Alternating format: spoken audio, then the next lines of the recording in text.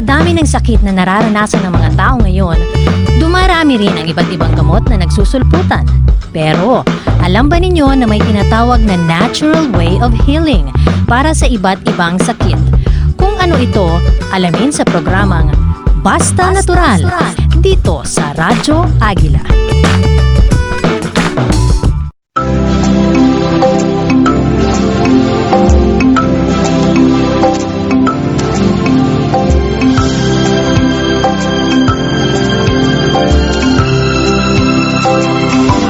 Kung napansin nyo, mainit yung panahon.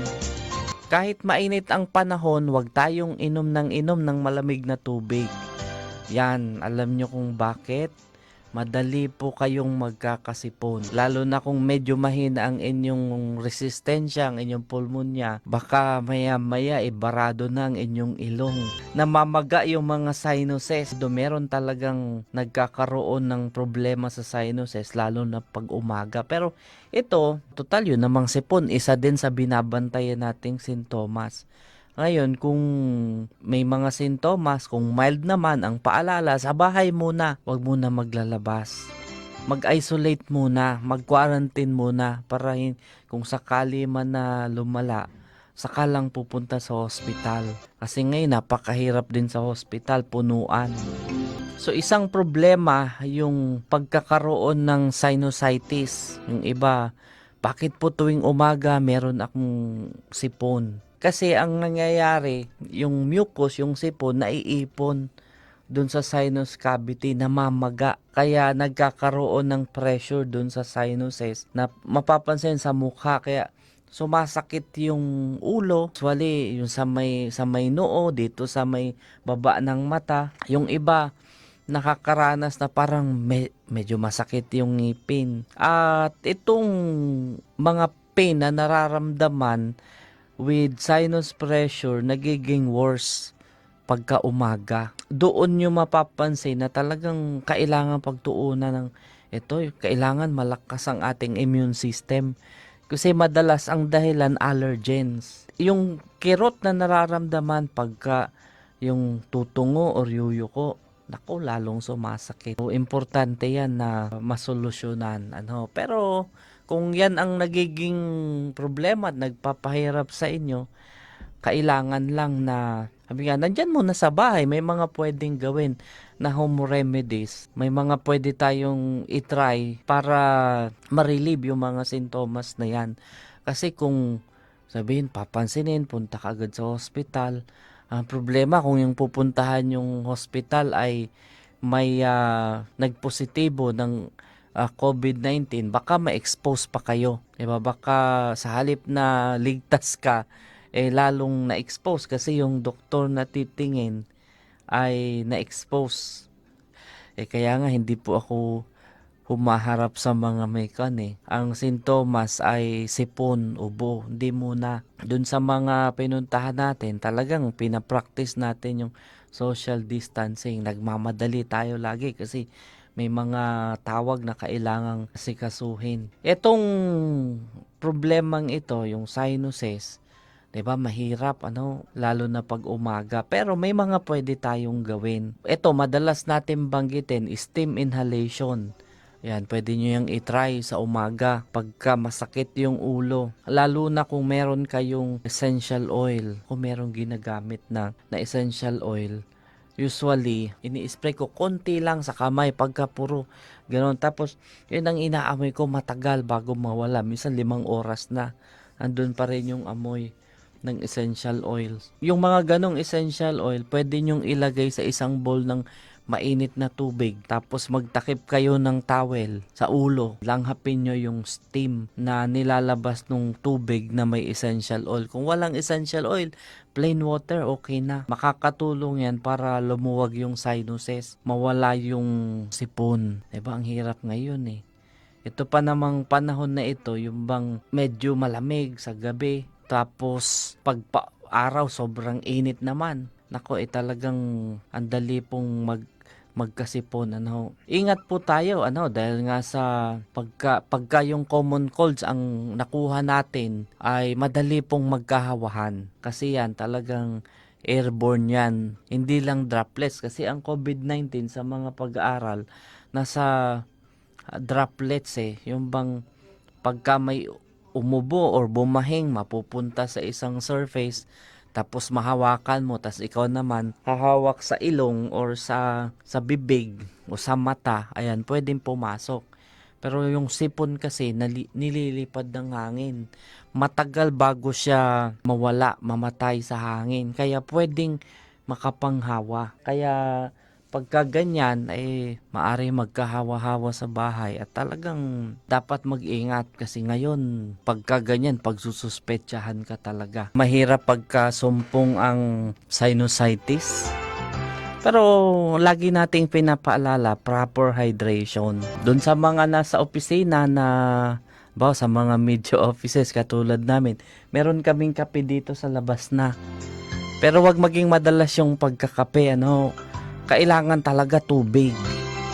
Yung mga nasa bahay, wag masyado sa malamig na tubig, maligamgam na tubig ang inumin. Importante yung proper hydration. Lalo na kung may mga sipon or plema, yan, pwede siyang madislodge, pwede siyang matunaw kapag madalas yung pag-inom ng tubig. Kasi pag kulang naman sa tubig, kakapal talaga, lalapot yung sipon, so babara. Ang tubig ang best choice to remain hydrated. Although, yung ibang mga fluids like sabaw, yan, yung mga sabaw ng gulay or ulam, okay lang, pero kailangan pa rin ay tubig. Pero syempre, kontrolin yung alcohol, yung caffeine. Hanggat maaari, wala ng alcohol. Yung iba palusot pa bumili ng gin at yun ang gagamiting disinfectant. Kaya naaabutan ng curfew, lasing. Yung caffeine and alcohol, diuretics yan. Mas lalo tayong madidehydrate. Kailangan natin na talagang properly hydrated kasi pagka ganyan, ihi ka ng ihi. Ngayon, hindi ka makakapagpahinga. Masanay tayo ngayon na sa mahabang pahinga, yung sapat na pahinga, yung tulog, para maging maganda yung ating katawan. Sa pagkain, maghilig tayo sa maanghang. Makakatulong yan, lalo na kung may sipon nga, yung namamaga yung sinuses, pwede matanggal yung mga bara kapag maanghang yung ating kinakain. So, madami ng mga research, kung wala mang mabiling sili na labuyo or sariwa, pwede yung mga powder na nabibili sa mga grocery. Let's say, 1/4 teaspoon ng cayenne powder, lalagay mo sa isang tasang tubig na mainit, inumin na parang tsaa. Diba? Meron akong kakilala na sa sobrang hilig niya sa maanghang kasi nga maganda yung pakiramdam niya, pati yung kape niya nilagyan niya ng sili. Kaya kahit isang oras na yung kape niya malamig na, pag ininom niya talagang mainit pa rin, gumuguhit sa lalamunan dahil sa anghang. Okay lang magkape, pero control, isa lang sa isang araw. Yung alcohol, wag na talaga. Yung binanggit natin kanina na essential oil, yan, eucalyptus ang isang magandang gamitin. May anti-inflammatory, may decongestant properties. Pagka inamoy mo, yung sabi nga nanunuot, talagang tanggal yung sakit ng ulo. Pero wag tayo yung mga, diba, yung mga nilalanghap-langhap na kung ano-ano. Mas maganda yung pure na essential oil. Kasi ito yung natural at talagang may research na effective and safe treatment para sa sinusitis. Pwedeng ilagay nga dun sa steam, dun sa tubig na mainit para dun sa steam inhalation. Yung iba pwedeng pang massage, pang hilot sa may noo, sa may sentido, yan, sa may ilong, lalo na nga kung medyo nagbabara. Madami pwedeng gawin. Warm compress.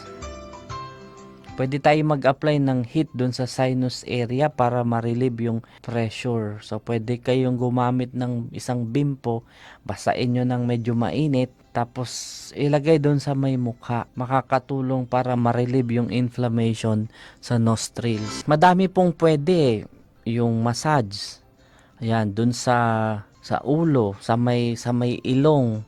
So, yung mga part na masakit, ayan, pwede yung makatulong, So yung mga oil, eucalyptus, peppermint, pwede yang gamitin. Ang dapat pang i-practice kapag kabarado yung ilong, syempre, ang paghinga ay usually sa bibig eh. Okay lang yon, pero pwede nyong gawin na hihinga ka sa bibig tapos hihilutin mo para unti-unti ay ma-relieve yung pressure. Naturally, dapat sa ilong kasi nga may mga silya, yung maliliit na buhok, ang tawag doon ay silya, para i-filter yung mga dumi. Kasi pag yun ang nakapasok sa baga, like alikabok, nako eh, medyo delikado. Ngayon, pag sa bibig naman kayo hihinga, ang magfi-filter naman sa bibig, meron namang tonsils dun sa may gilid, eh dun kakapit yung mikrobyo. Baka mamaga yung tonsils, ano. Kaya nga yung mga natutulog ng nakanganga, usually pagising sa umaga, masakit yung lalamunan. Kasi nga, yung mga mikrobyo minsan napunta dun sa tonsils. Kaya pwedeng ma-infect, pwede mamaga. Pero lahat ng yan, kailangan talaga sapat na pahinga, no? Yung deep breathing, kailangang i-practice natin yan para ma-relax, para ma-reduce yung sinus pressure. Kailangan yung physical activity. Pag kami nararamdaman, di pwedeng upo ka ng upo. Kasi lalong magkakaproblema. Kailangan nating pabilisin yung circulation. Makakatulong para ma-relieve yung congestion para hindi mahirapang huminga. May mga cases na ang dahilan ng sinusitis ay allergens. Ano? Dahil halimbawa, nasa trabaho, yung expose ka sa alikabok, o kung ano mang allergen, so pwedeng uminom ng antihistamine. Pero ang isa sa magandang antihistamine, tubig pa rin. Damihan lang ng inom ng tubig. Ngayon, yung mabilis ang epekto, may mga antihistamine na pwedeng inumin, like cetirizine, loratadine, yan, mga antihistamine yan. Ang importante, alam natin yung mga gagawin. Kaya kung mapapansin nyo, itong mga nakaraan, ang pinag-uusapan natin na mga home remedies, usually, yung ilan sa mga symptoms na pwedeng masabi na COVID-19. Although pwedeng i-manage muna sa bahay. Sabi ko nga, pagka talagang hirap huminga, kasabay ng mga symptoms na yan, yung matinding sipon, yan, saka lang sa hospital. So pagka ganyan, napakahirap po ng social distancing kasi nga nasa labas lahat. At yung iba pa, pagka nasa bahay, lagi din nating pinapaalala yung pagkain. Medyo wag kain ng kain. Okay lang kung mga prutas, gulay. Although, may mga pagkain na pwedeng makasuppress ng appetite. Kasi pagka ngayon, laging pahinga, pagising, masarap kumain eh. Kailangan makontrol yung appetite natin. Kung gusto natin na maging healthy, talagang bantayan natin yung ating diet. Matuto tayong magbawas ng timbang, baguhin natin yung ating eating habits.